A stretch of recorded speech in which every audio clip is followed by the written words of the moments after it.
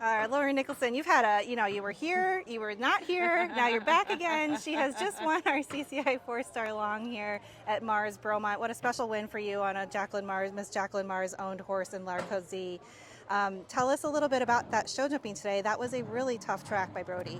It was. I really actually quite liked it, walking it as well. You know, he really kind of the beginning opened you up and you're kind of floating along. And then the end, it was kind of, I would say the last 8 fences were kind of all related, actually. You know, he kind of took you from one line to the next and you didn't get a lot of time. You had to be thinking about the next line or you weren't going to be in time for it. So I thought it was actually a very clever track. And, you know, Bromont, they're rails from green horses or little tired horses or anything else, but they'll be better for having jumped around that. For sure. And the size of the ring here, I mean, it's huge. Do you feel like that also has some sort of effect on some of the... Totally. I thought Brody actually did a great job not giving you too much space to wander in. He kind of took you from one area to the next, and then you had to it felt like a normal kind of snug show jumping area. So I thought that was clever how he did that.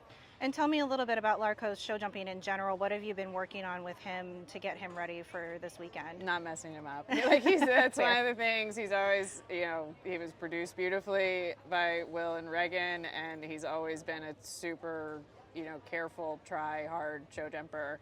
And he's got one of those lovely canners that you almost kind of have to work at to miss on, so he kind of makes everybody look quite good. And on a day like today, even if he's a little tired, he just tries harder. For sure. And he'll do anything he can to not touch the rail.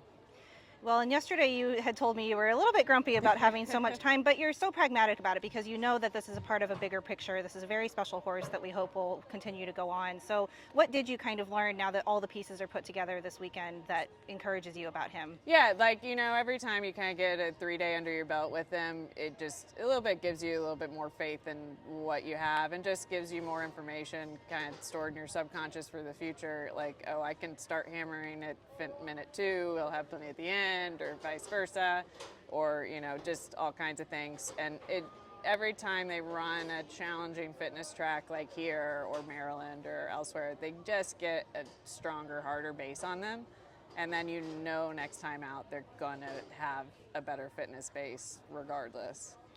And I feel like I've asked you this before, so I apologize in advance, but it is such an interesting concept. A lot of you guys are producing your horses mostly from the ground up, so to get a horse that's been going at some sort of level already, that's challenging, right? To kind of put your own stamp on them. So how have you accomplished that over the last couple of years? I've always preferred producing my own because I do always feel it's really hard to pick up other people's rides, and a lot of us professionals talk about a lot, even when we get a new horse, that even if you get on great and have some great results, it really takes 2 years before you feel like you know them and that you know what they're going to be like and they feel like yours. And that's if you get on really well. It can take a bit longer. And so I always feel like if I get something that's already been started, it's my responsibility to a little bit take my time and tick each box, so I make sure there's not a missing piece before I get to the level and I'm like, oh, whoops,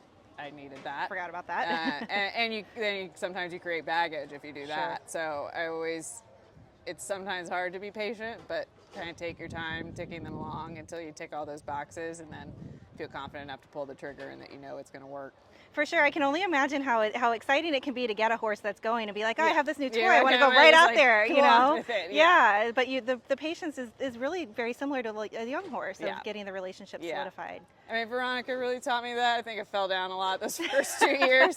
Kind of would win and then fall and win and then fall. And, she's such a competitive mare. It didn't faze her. But it's, I kind of, in hindsight, is like, okay, that kind of takes a bit. It takes 2 years. And then that kind of rule of thumb is kind of stuck with me through most of them. I don't get many that are produced by others. But also with Larcot, I'd known him his whole career with Reagan and then with Will, and Will and I grew up in the same system, so it was an unknown, but I knew he had the same kind of basics and philosophy that my training program has, so it wasn't that much of a transition, so to speak, and it was really just kind of us getting to know each other Yeah, over that makes courses sense. and tracks. Well, listen, winning a 4-star long is no joke. It's hard to do. It doesn't happen often. Do you have something you like to do to celebrate? And it's also your birthday no, weekend, girl. I mean, it's funny. I've been trying to win a 4 long for a very long time. This is actually my first. I've been second